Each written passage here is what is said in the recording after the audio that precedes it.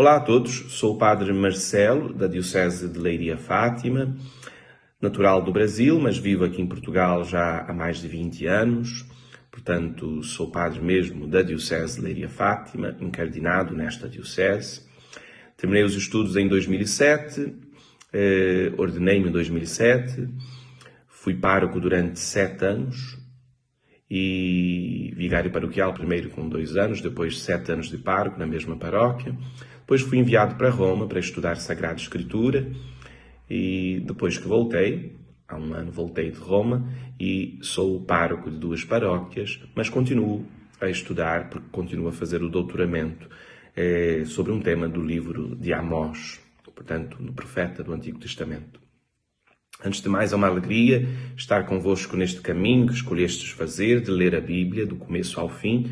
Advirto que é um caminho árduo, esta leitura do Gênesis ao Apocalipse. É um método, não digo que o mais aconselhável para se ler a Bíblia toda. No entanto, é preciso ler, se queremos ler assim, é preciso ler, obviamente, com acompanhamento e não só, mas também com luzes do Novo Testamento. Que é importante, de facto, compreendermos tudo o que aqui está à luz de Cristo. E um bocadinho faremos este caminho.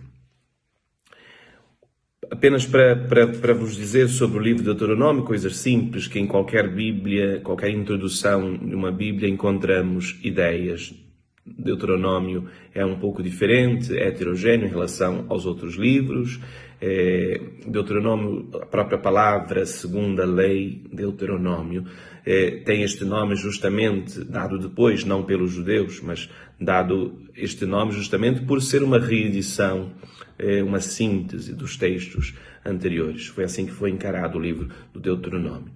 No entanto, acima de tudo, é um livro em que não só repete aquilo que se disse, porque não é uma repetição, uma mera repetição do que foi dito nos livros anteriores, mas é apresentada uma perspectiva, a perspectiva daquela personagem de Moisés em relação ao povo. No fundo, a Bíblia é cheia de repetições, não porque não tinha o que dizer. A Bíblia repete muita coisa, para já, como forma de corrigir o que foi dito e não foi compreendido, mas também para que ficasse impregnado na vida do povo. E quando se repete uma coisa é porque ela é importante. Na Bíblia, uma palavra que é muitas vezes repetida é porque ela é importante. Por exemplo, se lermos aquele texto de São João, da aparição de Jesus na sua ressurreição, por várias vezes no texto bíblico, naquele texto que é lido na missa, repete-se por 7 vezes a palavra sepulcro, sepulcro, várias vezes. A repetição certamente não é simplesmente ingênua, mas é para garantir de facto que houve morte. Era o 3º dia e ainda estamos a falar de sepulcro. Houve morte e houve ressurreição. De modo, repetir palavras ou repetir ideias na Bíblia tem sempre um objetivo.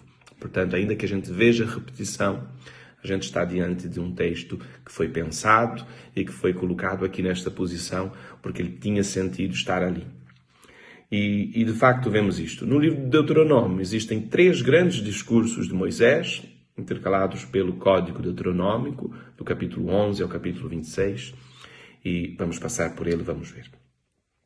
Algo que para mim é importante, porque foi o método que eu aprendi a trabalhar com a Bíblia, é identificarmos dentro de um capítulo, por exemplo, unidades textuais. Ou seja, ao ler um capítulo, eu não preciso pensar ou ter a ideia que aquele capítulo do começo ao fim traz um tema só.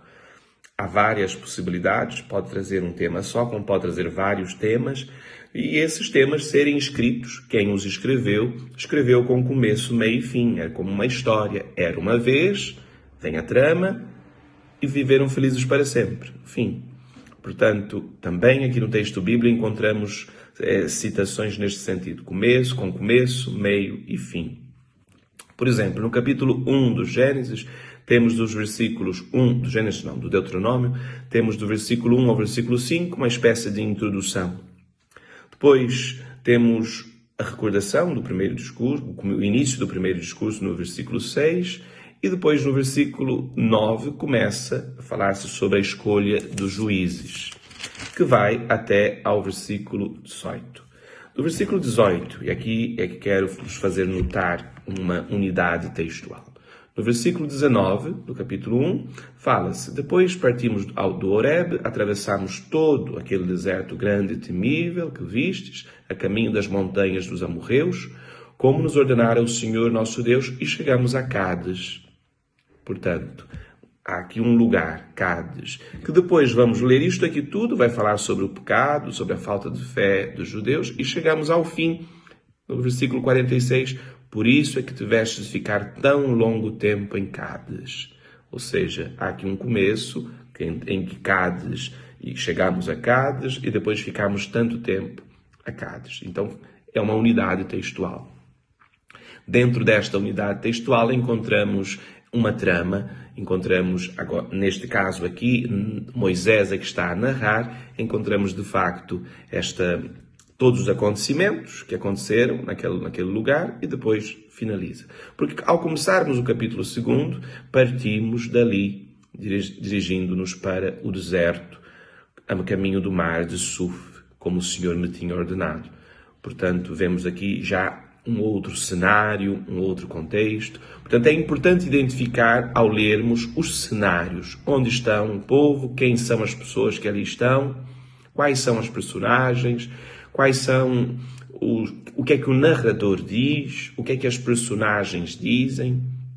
Portanto, ao ler os textos bíblicos, principalmente quando eles têm esse caráter narrativo, é preciso ver nisto que há aqui como que uma história, uma trama que é apresentada ao momento ápice, momento alto. Por exemplo, versículo 34 do capítulo 1.